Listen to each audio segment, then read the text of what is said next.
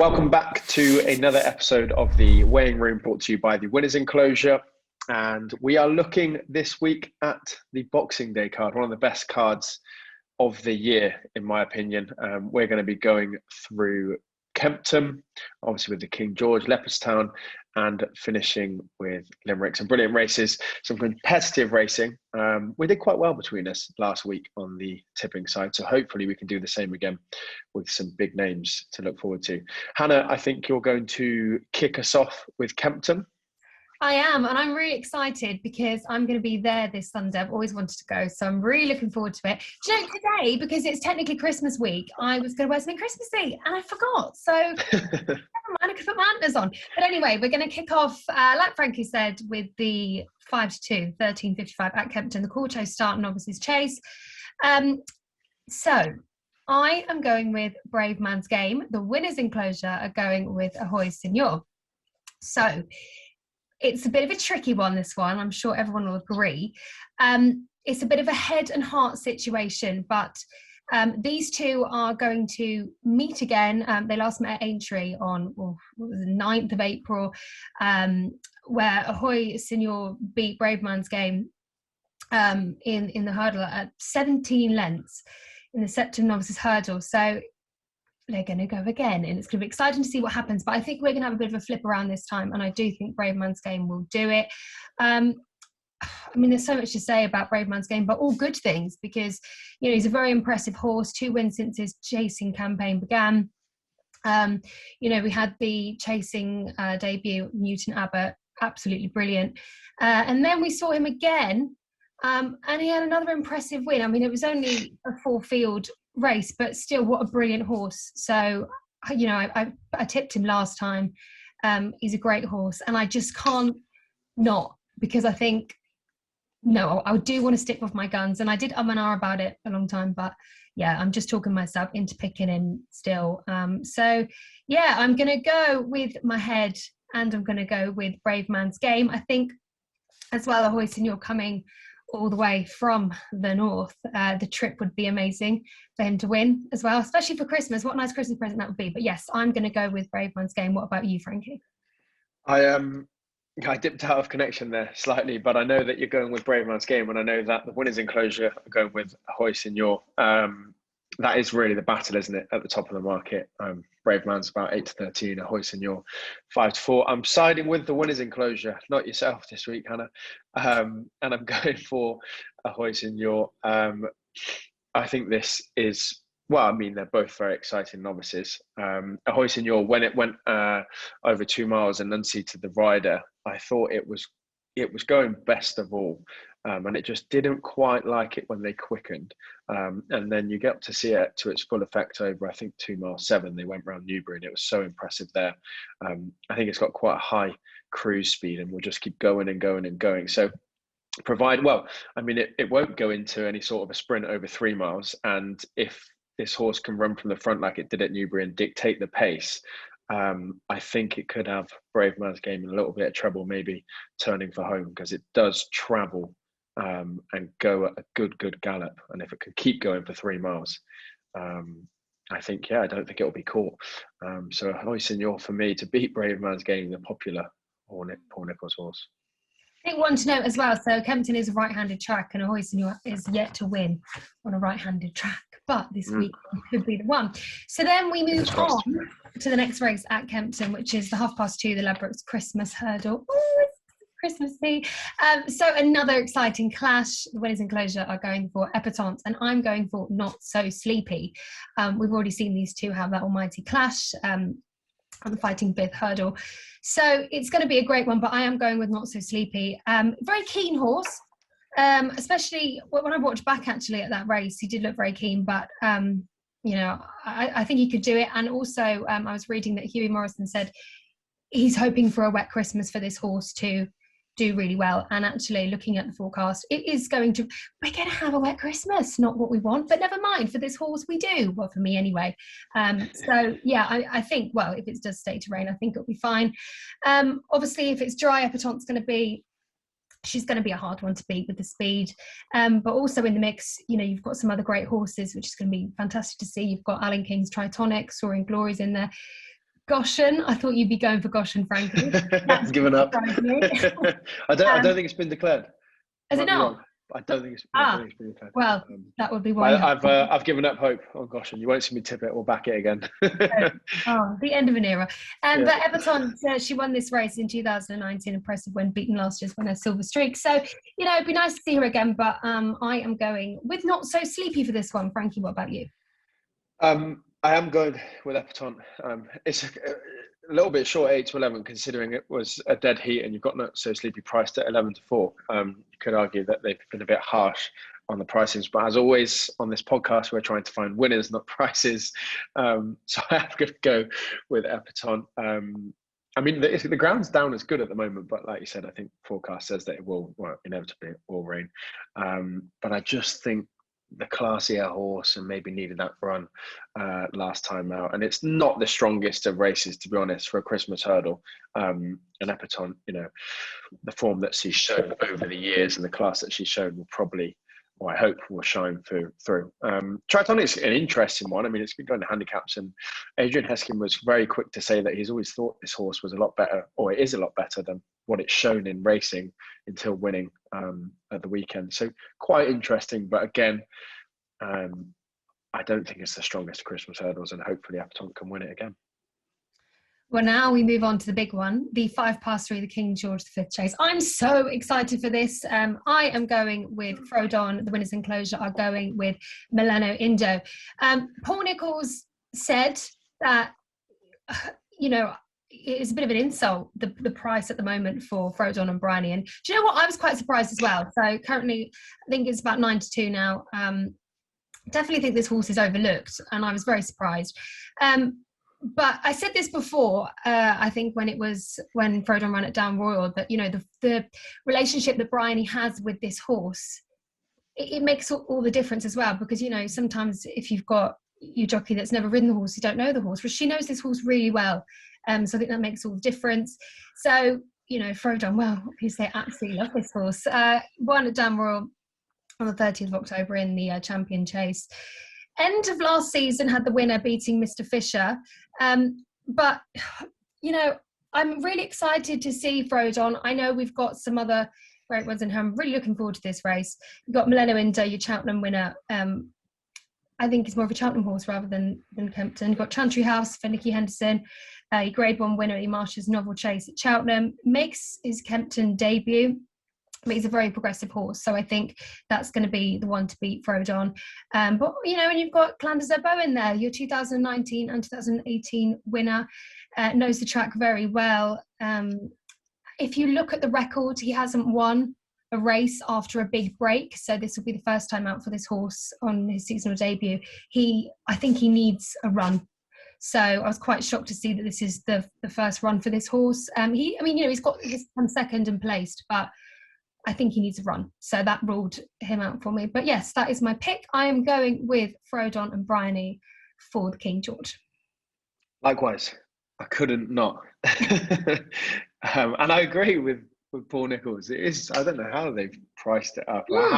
How Clanders Obo is second favourite. I don't agree with that. Manila Indo maybe, you could argue, could be deserved favourite. Obviously got beat by Frodon at Down Royal. And then when you take into consideration how good Frodon is at Kempton, after already beating Manila Indo over in Ireland, it's like you're trying to find a reason not for it to win. In reality, you should look at the form and what the horse has done. And as you said, how Bryony rides this horse, I just don't think they're going to let anything past it. No.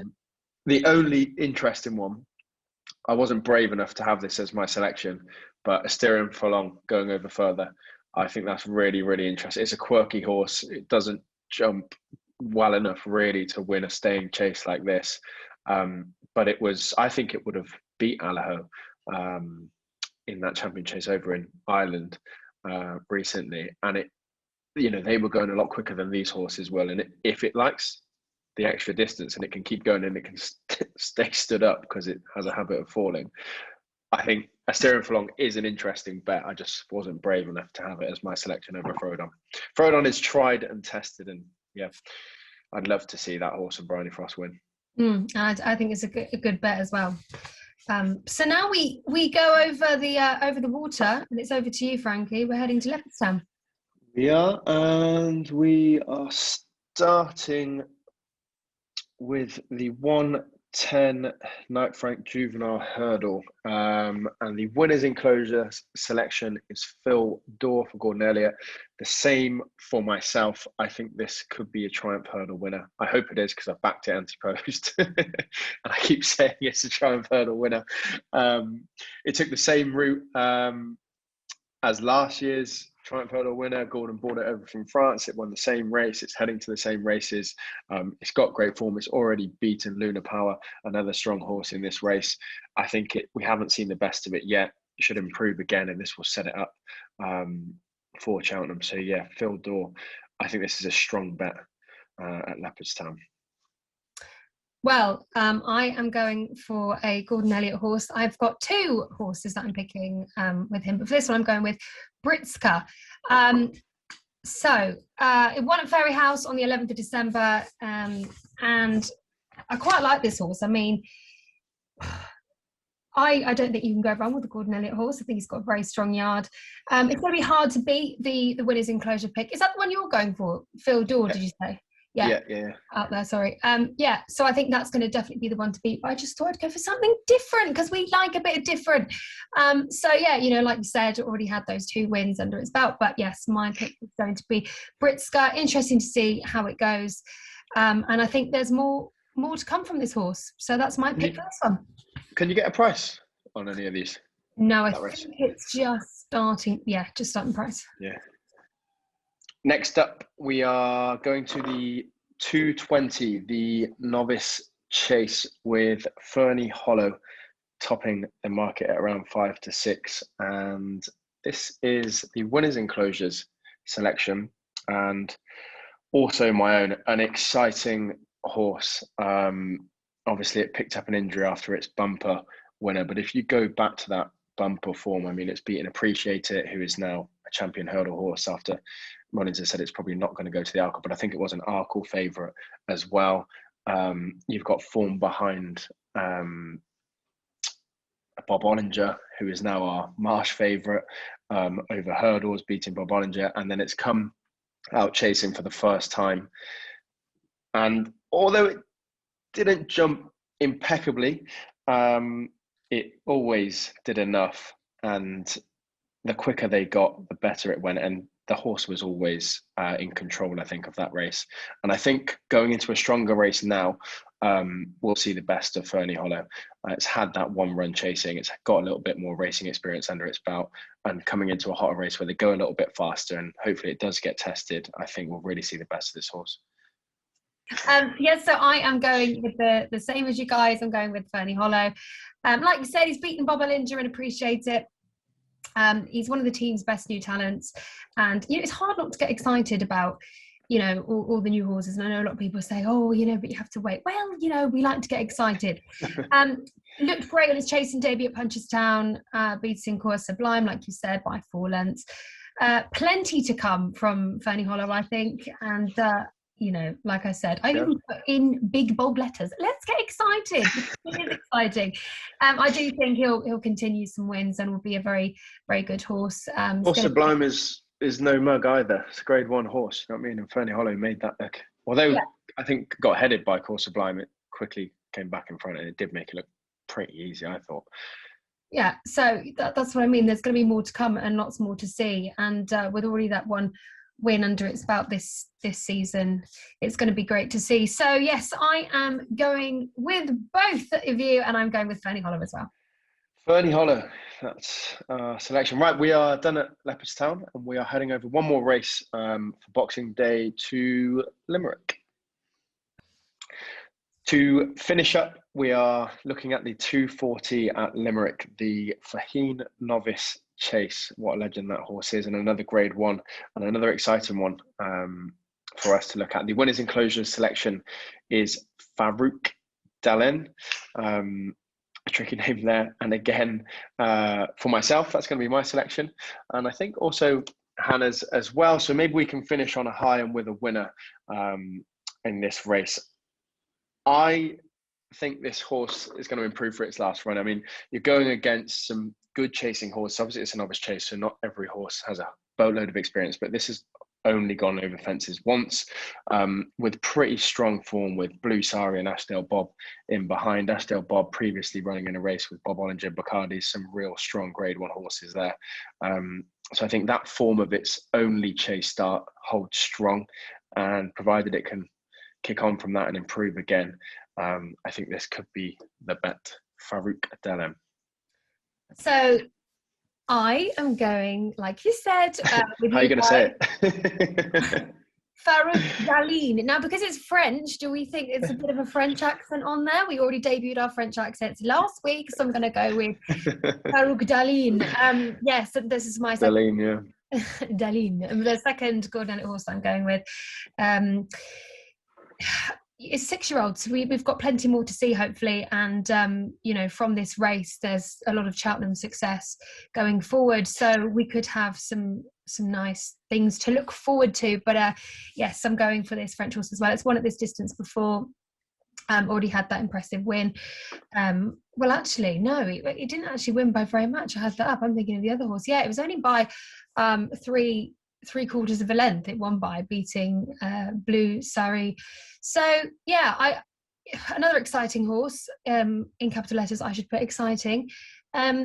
Yeah, so I'm going to go with the same. I haven't really got much to say on this horse really, because we've only got that one chasing run on the 4th of December, but I think that will help this horse. And I think like I said about the last horse, you've always got great horses with Gordon Elliott, so always something to go by. But yes, this is the horse that I'm going for, and like I said, hopefully we'll see some more success come out from this horse going forward this season. Farouk Daline all round. That's all for Boxing Day racing. Brilliant day's racing. I'm going to set up camp on the sofa, I think, and spend the entire day watching it. We've done 3 at Kempton, 2 at Leopardstown, 1 at Limerick. We'll finish with a nap from the 3 of us. The winners' enclosures nap is Phil Dorr, who, to be honest, I would probably have as my own, but I didn't want to be boring. And I've matched the winners' enclosures selection on nearly every race this week. So I have gone a bit different. I've gone a bit brave, and I'm going to go with Ahoy Signor. Brave because it's got to beat Brave Man's Game. But I think, I do think it will win. And I think this could be a really, really exciting horse going forward if it does win. So Ahoy Signor is my nap over 3 miles at Kempton. My nap, I'm going to go for the one at Leopardstown, the Gordon Elliott horse, Britsack, but also going against Britka. But I just think Frodon's a really good bet. I really do. And I'm so excited for this race, and that's what I'm looking forward to mostly this weekend. So yeah, it's going to be great. You're going to be there, aren't you? I'm going to be there. I'm going to be there, feeling Christmassy. I'm hoping to get a new coat for Christmas, which I can wear. If I don't, sad times. But yeah, that's what I mean, because I haven't ever seen this horse run in the flesh. So that's going to be my highlight. And hopefully all will pay off. So I'm very much looking forward to Sunday, probably in the rain, but that's okay. It's Boxing Day. It's Boxing Day. It's got good racing. I'm jealous. I'll be probably on the sofa, tucking into whatever leftovers there are from Christmas dinner. Turkey sandwiches. Yeah. Right, that's all. And that will maybe be the last one of the year. I'm not sure if we will see you next week, but whether we do or we don't, have a wonderful Christmas and New Year to everybody listening or watching on social media. Back some winners, be lucky, enjoy your Christmas break, and I'm sure we'll see you either next week or in the new year.